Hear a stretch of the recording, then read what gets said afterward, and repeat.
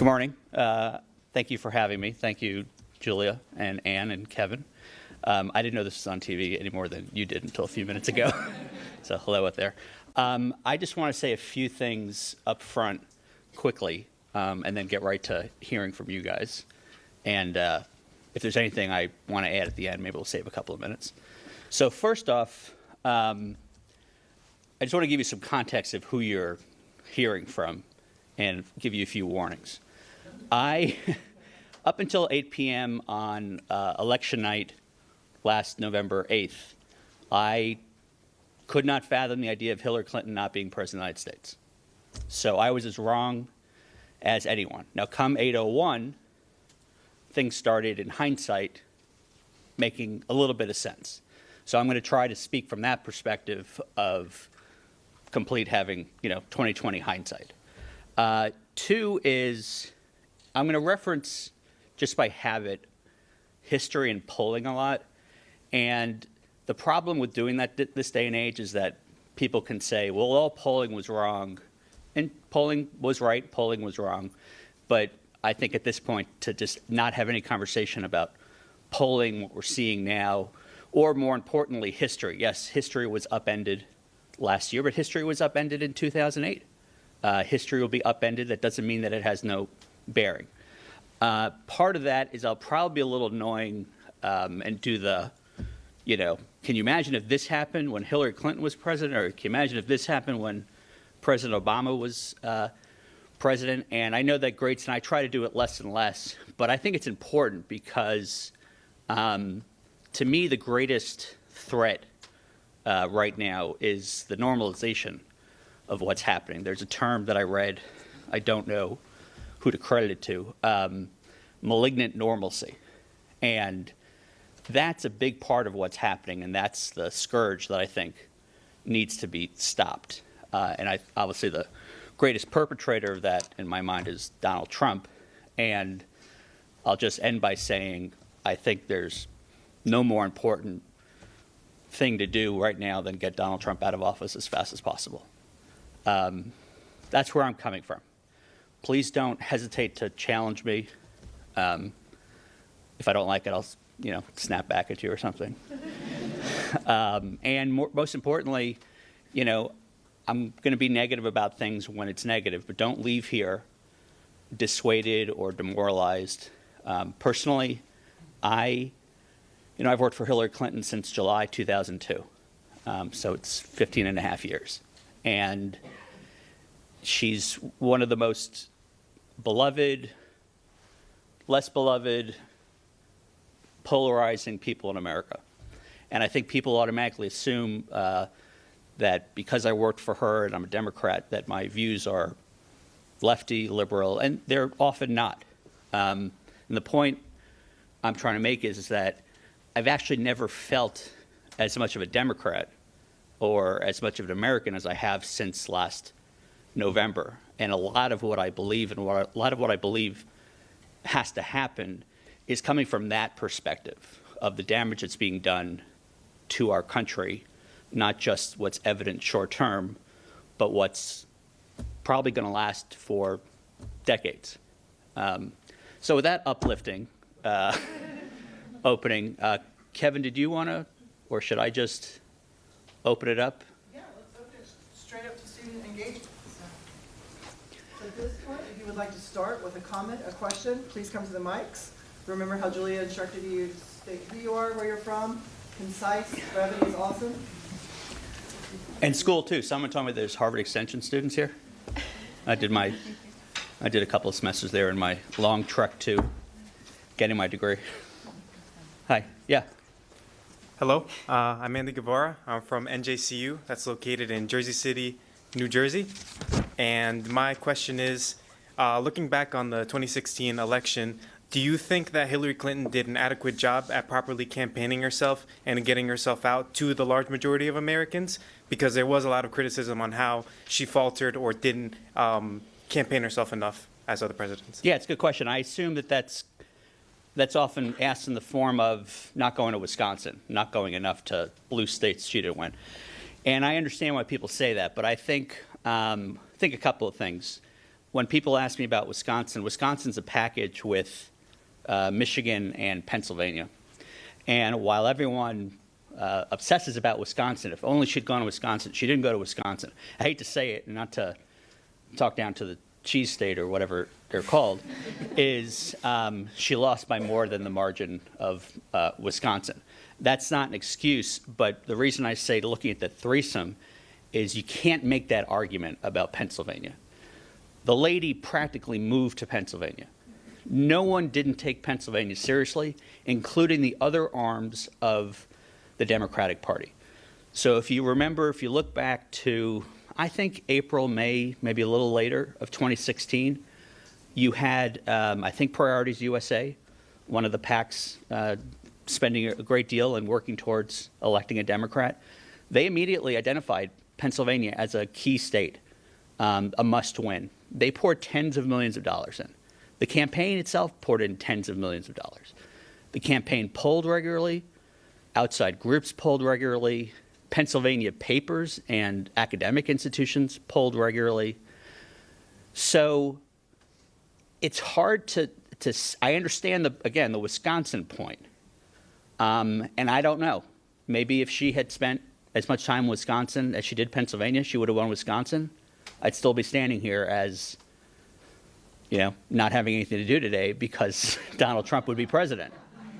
So, I understand the point, but one thing I know that, we'll hopefully get to it if someone asks me about conspiracy theories, but one of the most ridiculous things is painting Hillary Clinton as anything other than energetic and spry. I mean, it is hard keeping up with her, and she campaigned her tail off, maybe in some of the wrong places, a lot of the right places. She won in places like Nevada that were not, gimmies.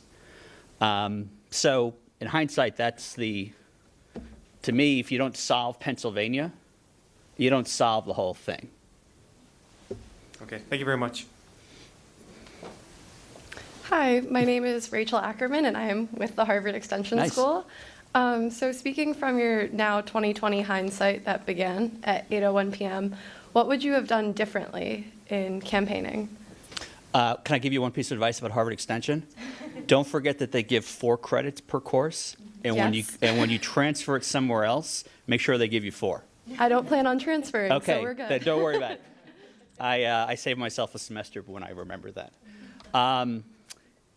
In hindsight, campaigning different, I think you have to break it down to the larger strategic question of going back to 2015, early 2015, when she decided to run and what that would look like, and tactical decisions in 2016. And then there's probably a third bucket of external factors. So in no particular order, if there's something I could do differently, I would, have waited outside Jim Comey's car on July 5th before his infamous press conference and tackled him, until someone with some sense could say this is very inappropriate what you're about to do. Strategically, I don't know. I think in hindsight, there were some very big problems that would have affected any Democrat. I'm also going to be, let me just state up front, I don't think any Democrat would have beaten Donald Trump aside from President Obama. And I think that because, and I'll come back to that, but I think that because if you look, again, at polling, I think 1 out of every 5 voters came out and said they voted for Donald Trump. They had voted for Barack Obama in 2012, and they continued to approve of the job Barack Obama was doing last year. And that's pretty interesting. I think it's been hard for people to kind of grasp that. But the reason that that's important is if you had replaced Hillary Clinton with Joe Biden, who I love, and I, hope if he runs, I hope, best of luck to knocking Donald Trump out, metaphorically. Although I think they did challenge each other to it. He would have been bogged down by Obamacare, He would have been bogged down by trade. He would have been bogged down by being in Washington for decades. And those things alone were probably dispositive. And I think the other point is everyone assumes, when they say X would have won, they assume X would have gotten what Hillary Clinton got and added some. And I think that's a really silly way to look at it. Other people would not have gotten what she got, either with specific demographics or subgroups. So the strategic question, I think, is pretty hard to answer. It was just such lunacy. And I think if anyone had said, if I had a time capsule and went back and met with her senior campaign team and her, and I said, you're going to be facing Donald Trump. He's going to be accused of, sexual assault and harassment. No one's going to care that he went bankrupt 6 times. He's going to say he could shoot people on Fifth Avenue. No one cares. I'd be laughed out of the room. Obviously, what she did worked in the primaries. She became the first woman candidate in a major political party. On the tactical side, we had some unforced errors. She writes about in her book, which, by the way, is great, called What Happened, despite what, people saying we want her to go away, although I've never actually seen anyone say that or have the guts to say that in their own voice. She's not going anywhere. People have wanted her voice to leave for decades, and thankfully she never listened to them, whether it was running for Senate in New York, running for president in 2008, becoming Secretary of State in 2009, or running in 2016. She writes that calling, a basket of Trump voters deplorable was not the greatest idea, although I think she was plenty accurate at the time, and especially in hindsight. There were comments she made about coal workers that were taken differently than she meant. And, when you lose by 70,000 votes, you could sit here and list 10 things that made the difference. If I could snap my fingers, it would be July 5th when Jim Comey went to the podium like this and told the world that she was innocent, or he was not pursuing anything that no reasonable prosecutor would, but added 15 minutes of commentary that made you think she was Al Capone. That was inappropriate. It was out of line. People who hate Hillary Clinton have said that. Ostensibly, he was fired by Donald Trump because of that. Obviously, that's not very believable, but we had to live with that. And obviously what he did in October kind of doubled down on that. I'm not sure if that covers. Well, it probably answered some other questions, so thank you. I'm not used to having an hour. It's like I go on Fox or MSNBC and you have 2 minutes.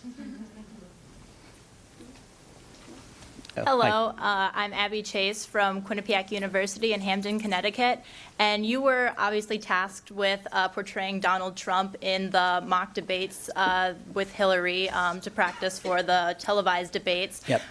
In what ways have you seen the change between the candidate Donald Trump and the president Donald Trump, and what are the implications of any changes you've seen, if any? I've seen none. I think the only changes have been the effect. I did play Donald Trump. There were 3 general election debates between the candidates, and it's a big deal. It's really one of the few times you see the candidates together. Secretary Clinton took them very seriously, and someone had said I had been training my whole life to be Donald Trump, just didn't know it.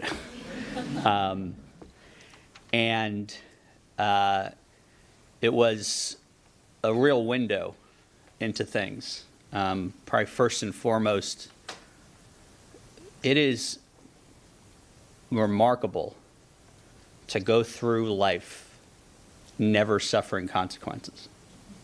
Never. never once. Goes out of business, declares bankruptcy, more people come along and lend to him. No organization has declared bankruptcy more often than Trump casinos. Offends literally every group. I mean, there's not a demographic in this room that wasn't offended by Donald Trump. Now, that worked really well and couple that with lying like no one's ever lied before and not getting called out on it or people not caring or just getting desensitized to it. It worked. You know, whenever people say, how did she lose to him? I say, remember that 17 Republicans lost to him. And these were ostensibly, I didn't care for a bunch of them, but a lot of them were seasoned, you know, politicians who served in public office, who had a lot of money, who were not idiots, and he steamrolled them. The primaries were not close. He barely lost Iowa and then never looked back. And I think a lot of why Election Day was a shock was because people thought that routine wouldn't work to a broader audience. You could dominate the Republican Party with 50% of whoever these people are, but he would when the rubber hit the road. But he didn't. There were no consequences to anything he said or did. Now there are still no consequences, but he's not succeeding. I mean, if you define success simply as did you win the presidency, he was extremely successful. I mean, what he did was shocking. It's understandable in hindsight, but it was remarkable. What he's done since, which is basically nothing different, has not worked out. It just hasn't. Tax reform was their first win, and it's because it's the thing that the Republican Party, you know, joins hands about most. So his style is not, it's not translating. Or it is, and we'll find out the hard way. But he's not, for someone who wants to be loved, I don't know how he looks at a piece of paper, whether it's, I don't know what Quinnipiac has his approval at, but if I look down and said 32% of America approves of me and 70% thinks I should be investigated for this, or 60% can't think of a single nice thing to say about me, I would maybe do something a little different. He doesn't have to become a nice guy. He could just dial some stuff down. But he has no plan. He's never had a plan. He just, I mean, the analogy that I used once was, a pinball machine. And he's not the guy standing here doing this. He's I'm sorry to the mic guy for that. He's the ball. I mean, he's just hitting random bumpers and the lights are going off and the sounds are going off. He has no plan. And if you think he's got a plan and you say it out loud, his new plan is to thwart you by doing the opposite. So his biggest problem now is that he hasn't changed, but he's not going to change. He is incapable of changing. Why would he change? Things have never gone wrong for him. He is the President of the United States. He is one of 44 people to hold that office. Why would you change anything? That's why he yells at his staff all the time about, you told me to drop out after Access Hollywood. You don't know what you're talking about. And, someone might be standing at this podium in 10 years from now saying that's how he won 2 terms. I hope not. But, he's not going to change.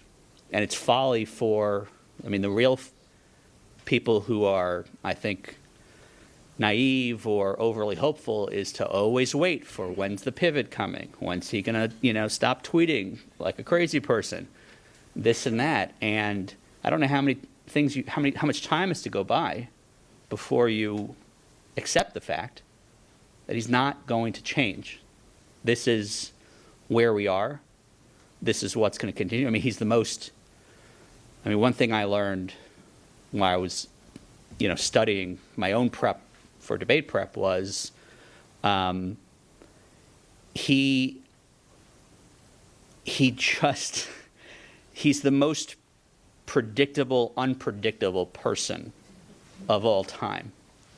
And that's why I don't understand why people are surprised, and that's why the overly long answer to your question is no. Thank you. Hi, my Hi. name is Sienna. I'm from University of Massachusetts Lowell, and I was actually wondering about something you mentioned in your introduction, is that after the election, something inside of you changed. I was wondering what intrinsically moved you to switch things that you believe in, or what is something that you do differently now that you didn't before? I mean, again, I think the tax package was wrong. We've never passed tax cuts at a time of economic growth in our country's history. There's usually a reason why you cut taxes. It's to spur the economy. So he's running around saying it's the best economy ever. It's pretty transparent what he's doing. But I'm not going to the mat. My head's not exploding because he passed tax cuts. To me, the worst moment of this year, well, what changed, I think, on 801 was he had made it okay to say whatever you wanted. And with him, we knew what he was saying. And most of the time, it's just flat out dumb. But he was unleashing a hate that was not going to dissipate. And I think there's a combo of his basically giving everyone a get out of, political correctness jail card and his behavior. So, the most dispiriting moment and the most angering moment for me was his speech to the Boy Scouts. It is hard to, in any way, justify that and say it's okay. I went back and I looked at presidents all the way back, I think at least to Nixon, addressing the Jamboree, and what he said is crazy. It's crazy. And I think what he's doing with the constant fake news and the disparaging people is, I don't have kids, and there are times where I wish I did. Right now, I'm glad I don't. Because what he's doing, I think, to an entire generation of children is horrific. I mean, you hear stories about kids coming home and their parents saying, "What's with the C on your report card?" And they're like, "Oh, it's a fake report card." Or bullying, sexual harassment, domestic violence. I mean, I think we're going to see over time that these numbers have exploded. He could leave office tomorrow. Now, we're going to be dealing with this for a generation in terms of that kind of thing. And that's what kills me.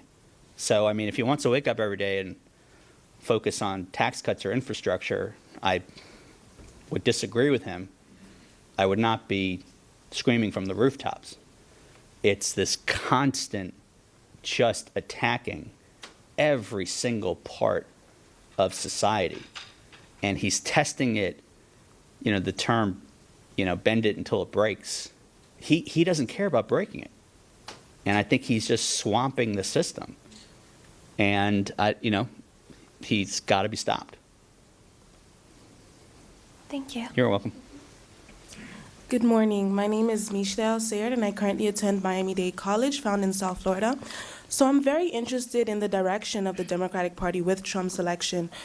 Since it lost a huge base with this election, I'm wondering, will the Democratic Party perhaps revisit the message that they were trying to communicate during the 2016 election, or will they try other strategies to get that base that they lost? Well, that's a great question, because that's a big debate, and I don't know the answer. I can tell you what I see, which is, I think you have this in two sections. You have the 2018 midterms, which is shaping up to be the ball game. If you can flip the House, that is really going to make a difference in terms of slowing him down, and depending on what the Mueller investigation finds, actually taking steps. And then the second basket is 2020. And I think you have You have many people in the party now saying impeach, impeach, impeach, like tomorrow or the minute we get control, because he's committing high crimes and misdemeanors. He has met the threshold of being impeached, not to mention 25th Amendment, which people who lose their minds should not be president of the United States. And I don't know the answer to that. I do know, and here's a good example of what I was saying up front. History tells us 2018 is going to be ugly for him. It was ugly for Barack Obama. It was ugly for Bill Clinton. And I would throw in there 2006 was ugly for George Bush. But each of those things to me had a reason. Bill Clinton, it was failure of health care and the budget deal. With Barack Obama, it was Obamacare. With George Bush, it was Iraq. George Bush in 2006 was Iraq. I don't know, and this is the question you're asking in the debate, whether just sheer hatred in the Democratic Party for this man is the equivalent of Republicans getting worked up about Obamacare or Bill Clinton or Democrats in Iraq. I think it is. But on the flip side, you have people saying, I think including the Speaker of the House, Nancy Pelosi, that's not our message. Stop saying impeach. And you literally have people like Tom Steyer, who is, he's a wealthy, I don't know his background exactly, but he's very wealthy, and he was a big, involved in politics for environmental policy. And he's taken it on himself to run this group, Need to Impeach, focused on it. And I, for one, agree with that. I mean, I think the man has met the threshold, and that's all that's important. So I don't know. I think if it were held tomorrow, it would be a bloodbath. And the biggest indicator to me of that, which has been noticed, is how many Republicans are not running. I mean, not a week goes by where Republican, and I don't just mean junior members, people who are committee chairmen, who have really big jobs. They're saying, well, I think it's time to retire. And it's over, I think, 24. And then you get to 2020, which I think is the much harder problem. Let's assume he's still in office. Let's assume that he hasn't lost his mind any more than he already. I think it's going to be a bit of a circus in the Democratic Party. I think we could all probably name 30 people who might run, and not just a lot of people, but new types of people. So you're going to have, I think, the businessman, businesswoman category, whether it's Howard Schultz or Mark Zuckerberg, Mark Cuban. You're going to have celebrities. I don't even know who. The Rock, who, by the way, has my vote as of now. Because I think, honestly, that's a good point, because I'm not sure who else, what it's going to take to beat him. So you have this new category of business people. You're going to have a celebrity category, and then you're going to have an incredibly large typical category of governors, senators, and House members. I think there'll be a lot of House members running, which you don't see. I mean, usually these guys try to leapfrog from House to Senate or House to governor's mansion, and then I think they're going to cut that. So, and the problem, there are multiple problems. A lot of people with money have not run for president because they're not willing to spend $1 billion to lose. I think Mike Bloomberg is a good example of that. What Donald Trump did is he won with $60 million out of his own pocket. Now, if anyone here, if $60 million is pocket change to anyone, God bless you, you should run, throw your hat in the ring. But there are a lot of people out there, celebrities and otherwise, that $60 million is pocket change. So that's going to increase. And then the biggest thing to me is, do people really think they're going to be able to out-Trump Donald Trump? He he didn't change the rules. He didn't abide by them. And that's a big difference. If someone says, oh, I'm going to run, and I'm going to say I could shoot people on Broadway, and I could have 9 affairs and go out of business and say incredibly stupid and hurtful things, since that's the new world we live in, they're going to lose. On the flip side, I don't know how not doing that. I mean, again, he's not changed the playing field. He's just been this unique person who just skates through life. And I hope this all corrects itself. I don't know that it's going to correct itself in that form. And you joke about The Rock, but it really might take someone who's just literally bigger than life to say this guy's an idiot. You know, it's hard imagining a governor or a member of the Senate. I mean, he's just going to say, you're a product of the swamp. You are, you know, you just vote. You don't do anything. I'm the one who fixed everything. You're threatened by the success. So, you know, I'm bullish on 2018, bearish on 2020. And I don't know about the message. I think, again, if it was held tomorrow, it'd be a bloodbath, because his people, in the last month or two, this, what I'm about to say doesn't work. His people have been less angry than they were in 2016. I don't know if it's because Russia didn't work them up, or they were just so happy that they could run around, you know, saying and doing whatever they wanted. But so it's a good, the imbalance between passion on the Democratic side and at least some steadiness on the Republican side is a good fight. I worry about the fight of anger versus anger. I just don't think Democrats are very good at translating anger into something, because we don't resort to the same tactics.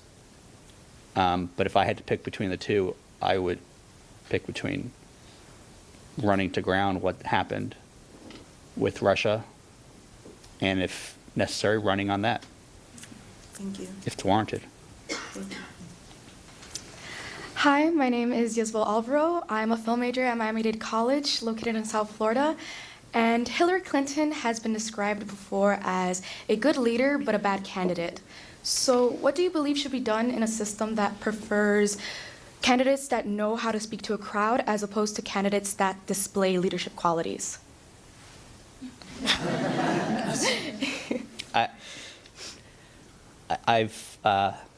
There aren't many presidents walking the earth, and she's one of them.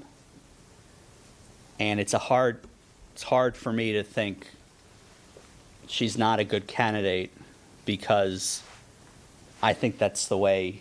I understand your question, but it's sad that that's not considered the best way. The one thing I would add is, you mentioned speaking style or speeches, and the bit about her yelling is, it's a pretty clear window into how male candidates and female candidates are treating differently. If Barack Obama was loud, he was inspiring. If Bill Clinton was loud, he was passionate. If Hillary Clinton is loud, she's grating. And I think that's tough.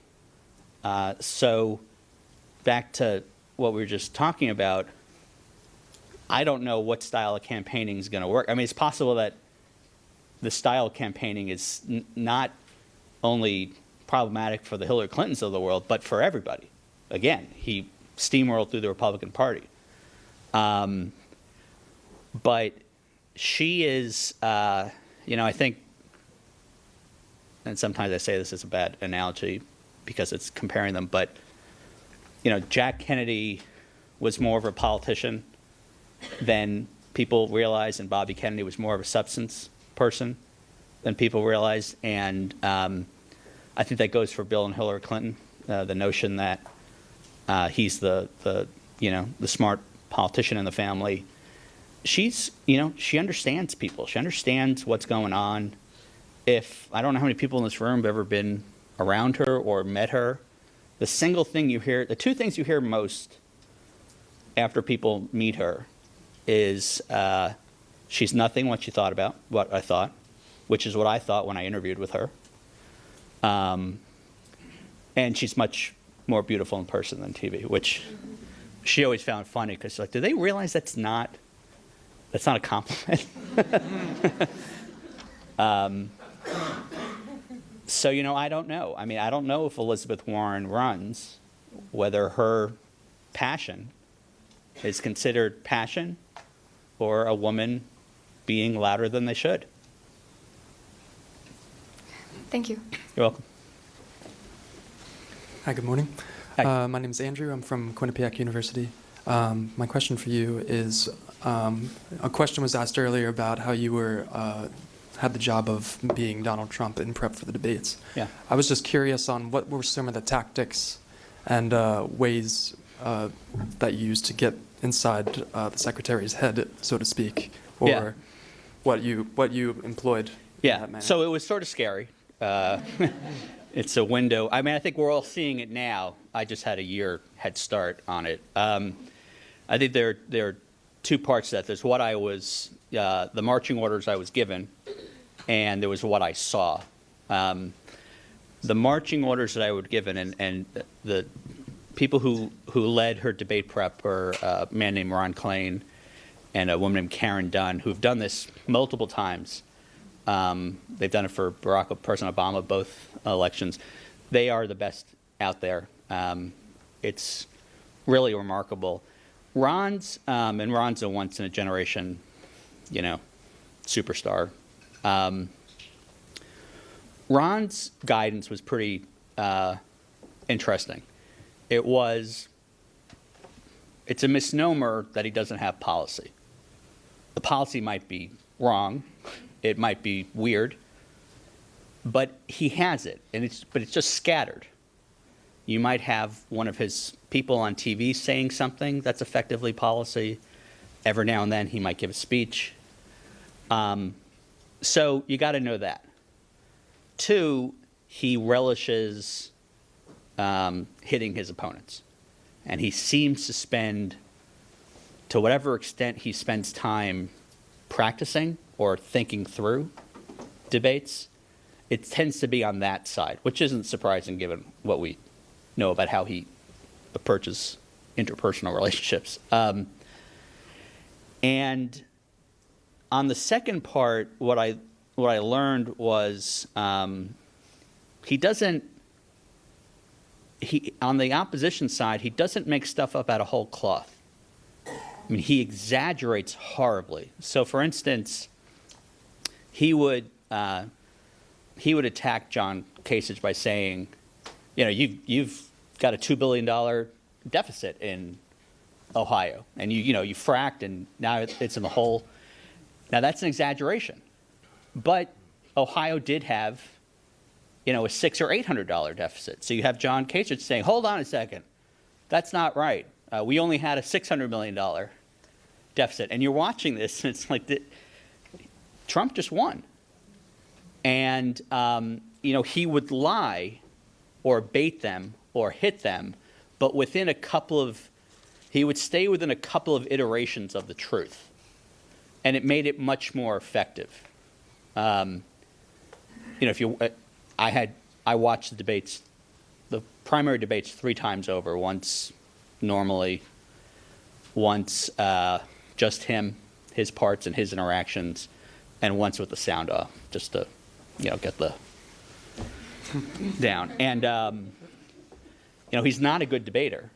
And the moments that people think he did well, like calling Jeb low energy or Marco Rubio little Marco, he only resorts to that when he's incredibly frustrated by that person. I mean, there was no one who got under his skin more than Jeb Bush. And when he got to the low energy part or making fun of his wife or whatever it was it was after an exchange of 5 minutes where he's turning red and just can't handle. I mean, he snapped. So this notion of like, he just flicked Jeb Bush off. He actually, I mean, you could see it. And I think part of it, not to get psychobabbly, but Bush was always, because of polling, was usually next to him. And he was the only person taller than him. And I think in the back of his mind, he feared Bush because he had the money, he was the establishment. If he was going to lose, it'd be to Bush.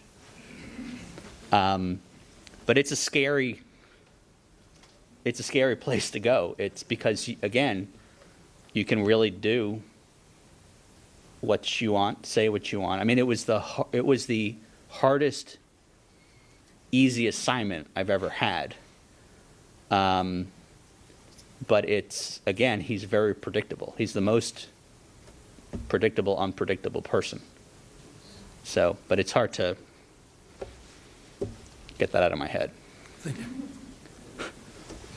Good morning. Thank you for being with us this morning. My name is Joseph Alvarez. I'm coming from the Harvard Extension. I wanted to ask you, you've had a few questions already about 2020, and here's another. Is it possible for a modern Democrat to be somehow made appealing to a Jacksonian American? Do you think maybe that if it were, it would include a Democratic populist social media engagement campaign to sort of countervail President Trump's self-advocacy? Thank you. It's a great question. Well, to unpack that a little bit, the social media part, I think, is a great example. It had a huge impact, but it had a huge impact and still has a huge impact, particularly his Twitter feed, because he is, you know, as much as it drives most people crazy. And to be honest with you, what's interesting is that 70% of all Americans, including Republicans, say they wish he'd stop. So there's something about that everyone's recognizing as embarrassing. But what he's doing that's very smart, he did during the campaign, he continues to do it, he's just giving talking points straight to his people, which is really, really smart. So yes, in 2020, a Democrat's going to have to be shrewd about social media, but is a Democrat really going to lie via Twitter? And are they going to get away with it? Is the media just going to say, well, Donald Trump changed the rules, so now everyone can lie? We're not going to. Of course. You're going to have some poor candidate who says, I'm going to do it his way, and they're going to get swamped. And then you get into the larger problem. The example that I like to use is, you know, fake news, which I really, really wish everyone would start calling fool news, because if you buy into that whole conceit of fake news on his side, his people, you're being taken as a fool. I mean, you have used that as the simplest form of conversation in a pathetic way. I just wanted to get that off my chest. But look at one of the examples of something that was thrown at her last year. So there was, you know, something going around on Facebook, God knows what else. And let's forget about for a moment where it started. That the Pope endorsed Donald Trump. Okay. Let's set aside the hilarity of that, because the only presidential candidate in human history that ever attacked the Pope was Donald Trump, and even more so, the only person to be attacked back by a Pope. Now, it was very effective. You have people who bought it, who didn't challenge it. They were taken as a fool. And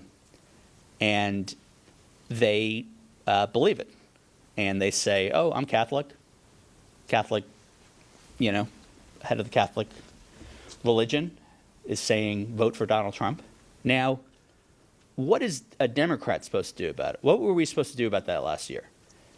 Were we supposed to send out a fact check of, you know, the Washington Post or factcheck.org saying, you know, in 7 paragraphs, this is what Donald Trump has said about the Pope, and this is the truth, and push it out via Twitter and Facebook? That wouldn't have worked. Should we have sent out something that said, the Pope has announced that anyone who votes for Donald Trump is going to a specific place in hell? and God told him that, that might have worked better, but we would never do that. And again, the tactics imbalance is a real problem. The fascination with conspiracy theory, or the obsession with it, is I can't understand it. It's, I guess a Trump supporter would say believing in Russia collusion is a conspiracy theory. So that's one, if you want to give them, you want to spot them one. They've got pedophilia in the process in the form of pizza recipes.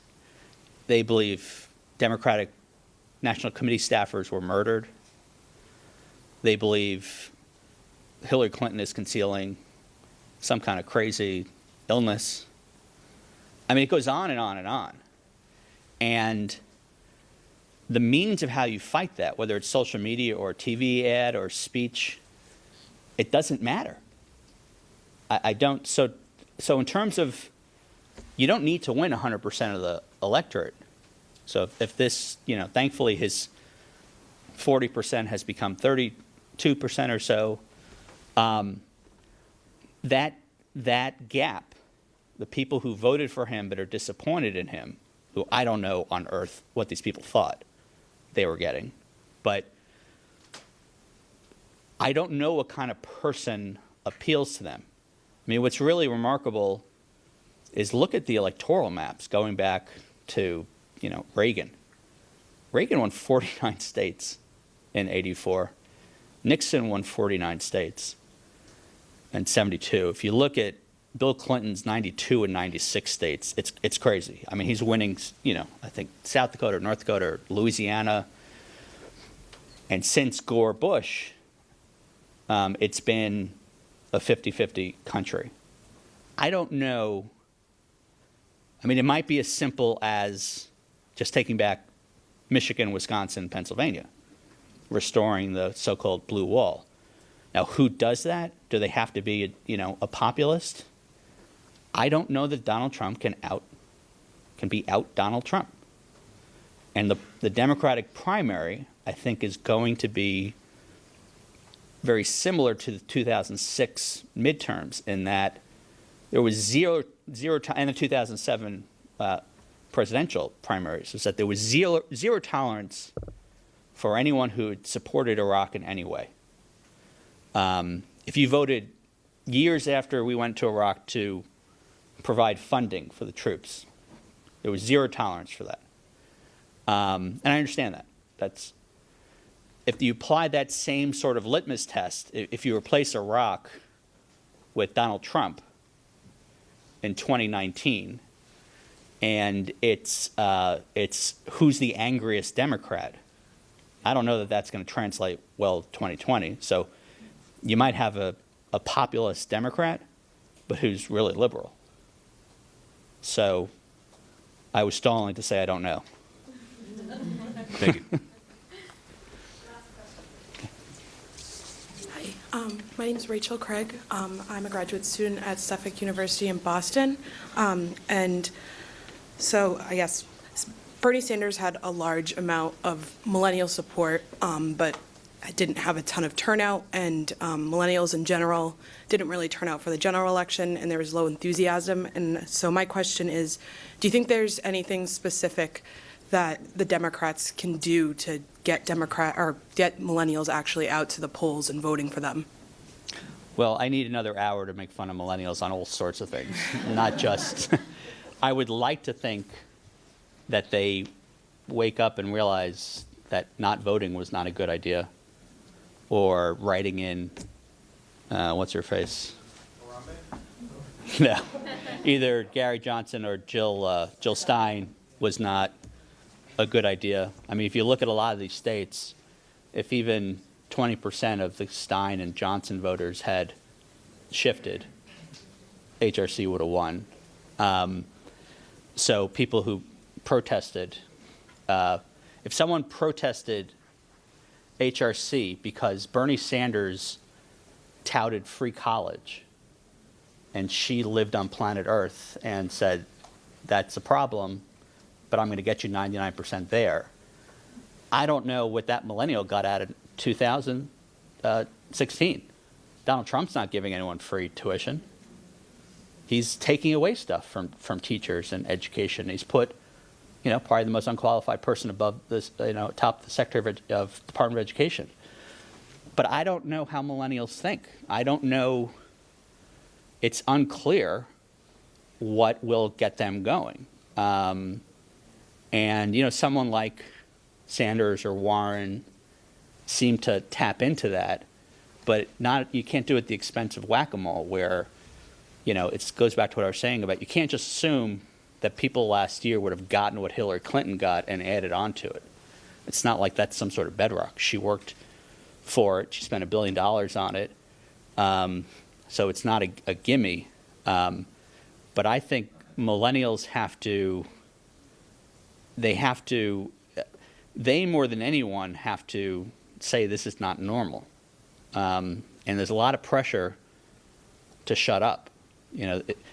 Donald Trump and his people want everyone to shut up, get over the election, Hillary Clinton go away. That's in their best interest.